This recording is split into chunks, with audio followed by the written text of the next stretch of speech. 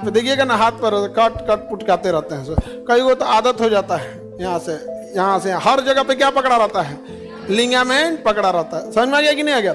Ligament जरूरी है कि नहीं? Any problem? उसके अंदर एक लिक्विड, एक गैस भर जाता है, उसको जब हम ऐसे पुटकाते हैं ना तो खाली गैप होता है, इसके बीच में क्या होता है, खाली गैप भर जाता है, और उसी को हम लोग ऐसे पटकाते हैं तो वहां से क्या होता है, निकलता है तो क्या होता है, आवाज आती है। यहाँ पर वो लिगामेंट और टेंडम के बीच का स्पेस जो हो जाते हैं यहाँ पे। समझ में आ गया कि नहीं आ गया?